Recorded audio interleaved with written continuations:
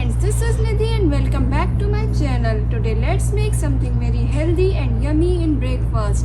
Yes, I am talking about the beetroot tikkis or cutlets. As you all know that beetroot is a good source of fiber. It's rich in vitamins, minerals, potassium, magnesium and iron. It helps to fight cancer, it's good for skin, it helps in digestion, it prevents constipation as well as it's a natural blood purifier. So let's see how to make these yummy tikkis.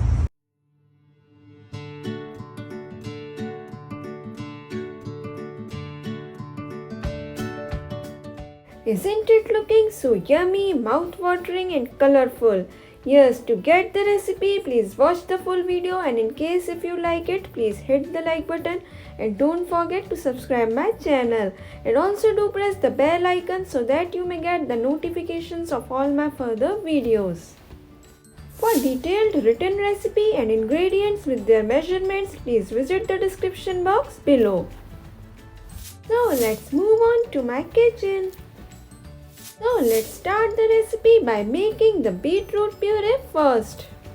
So for this I have taken 2 to 3 medium sized beetroot. I peeled off the skin and then cut into smaller sized pieces. Then we have to boil these beetroot pieces. For that you have to add enough water to any boiling container, and when the water starts boiling you have to add all those pieces. Then cover and cook them for around 10 to 12 minutes. You need to boil them till these are soft. So after 10 to 12 minutes of boiling, just check them using a fork. If fork can be well inserted, it means these are soft and tender. So immediately switch off the gas, don't overcook them and just remove the excess water. So friends, here the concept behind boiling these beetroot pieces is that we want to make them soft and tender because we want to grind them to make the puree. We don't want to overcook them because we want to retain the nice pink color of beetroot.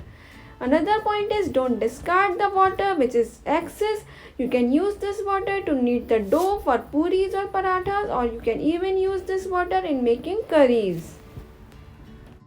So friends, after straining off the excess water, just allow the beetroot pieces to cool down a bit and then grind these pieces to make the fine paste or puree. Don't add any excess water or add a very little water if required. So friends, here I have made the puree of all the beetroot pieces, and while grinding it, I added a very little amount of water just to facilitate the grinding process. So just simply transfer this puree to another bowl. So friends, after making the puree, you need to cook it. The aim behind cooking the puree is that we want all the moisture to be evaporated, because when we will make the tikkis, we don't want our mixture to be moist, and also we want to thicken the puree. So for that, just transfer this puree to another pan. Don't add any ghee, oil or butter. So after transferring this to the pan, you have to cook it over low to medium flame and keep stirring it. You will see that slowly the puree will start thickening. Just don't stop stirring it because we don't want our puree to get burned. So after 2 to 3 minutes of cooking it over low to medium flame, you will realize that it has now thickened well and the moisture is also evaporated. So it's the right time to switch off the gas. Don't overcook it, and just transfer it to another bowl. So before start making the tikkis, let's have a look at all the ingredients that we will need to make our beetroot tikkis. So obviously the main ingredient will be the beetroot puree, which we have cooked just now and it has now cooled down. Next comes 2 to 3 medium sized boiled potatoes which I have grated. These potatoes will give very nice binding to our tikkis. Then here I have got around 1 cup of breadcrumbs. The purpose of adding breadcrumbs is to give the binding to the tikkis again. So obviously you can increase or decrease the quantity of breadcrumbs as per your own requirement. Then I will add around half cup of roasted dry peanuts which I have crushed. This will give awesome flavor to our tikkis, so please don't skip it. Then comes the freshly chopped green coriander leaves. I have got one secret ingredient, that is around half tablespoon of mustard sauce. Yes, this is the mustard sauce which I have bought from the market. Then I have got around half tablespoon of mustard oil too. Please don't ignore these two ingredients. This will add the specific and unique taste to our tikkis. Then comes around 1 teaspoon of ginger paste, 1 teaspoon of garlic paste which is optional, around 1 teaspoon of roasted cumin seed, 1 teaspoon of garam masala, black salt and white salt to taste, 1 teaspoon of red chili flakes and around 1 teaspoon of chopped green chilies. Now let's move on to the next part, that is making the tikki mixture. For this, just take a mixing bowl and transfer all these ingredients to it.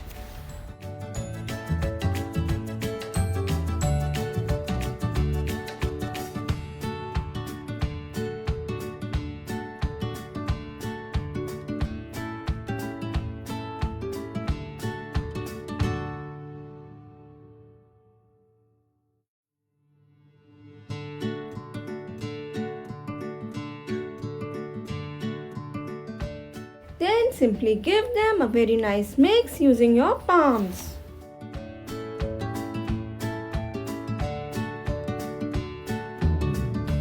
So friends, while mixing I have realized that my mixture is a bit moist, so I will add a bit of more boiled and grated potatoes and more bread crumbs.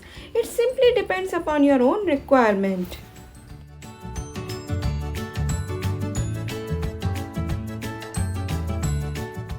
So just give a very nice mix and now the mixture is perfect to bind the tikkis. So now let's move on to the main part, that is shaping up the tikkis. So for that you have to first grease your palms with some oil to avoid the sticking of mixture. Then take some portion from the mixture and roll it between your palms and you have to give it a proper shape. So I am giving it a circular shape as you can see here.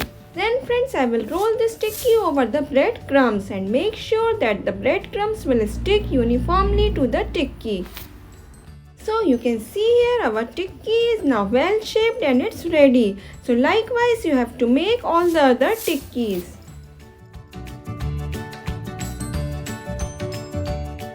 So as you can see here we have shaped up all the tikkis. So now let's move on to the next part, that is shallow frying the tikkis. So for that take a flat bottomed pan and then pour the oil. So you have to pour only the limited oil as we are not deep frying the tikkis. So allow this oil to be heated moderately. Don't heat it too high. So once oil reaches to the moderately high temperature, then place few tikkis over this oil and you have to place them very gently as these are very soft. Then reduce the flame to low and you have to cook the lower side for 3 to 4 minutes over low flame only. And then just shake your tikkis.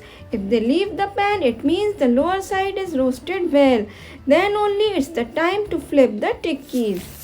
So friends, my tikkis are well fried from the lower side. So now it's the time to flip them. So I am flipping them very gently using the tongue. Don't apply more force because still these are very soft. So after flipping the tikkis, again you have to shallow fry the lower side for 2 to 3 more minutes. And after that check it again. If they leave the pan by shaking, it means the lower side is also roasted well. Then it's the time to again flip them. So you can see here that the tikkis are well roasted from both the sides. These are crisp and these have got the nice color. So don't over fry them, just switch off the flame and remove them from the oil. Friends, let me share with you all one thing, that the ingredients that we have used in making our tikkis were all pre-cooked. In case if we would have used any raw ingredient like corn flour or maida, then we would have to deep fry them. In this case, the shallow frying was possible. That's why I did shallow frying here. Other points to keep in mind are you have to fry your tikkis over low flame only because we want to retain the nice color, and you have to make sure that the tikkis are well roasted from the lower side, then only flip them very gently. So friends, I served these tikkis with mustard sauce as well as the tomato ketchup. These tikkis are really mouth-watering and amazing in taste. Hope you all must have liked my recipe and will definitely try to make it. So do share your feedback and experience with the recipe in my comment section below. See you soon in my next video. Till then, take care and thanks for watching.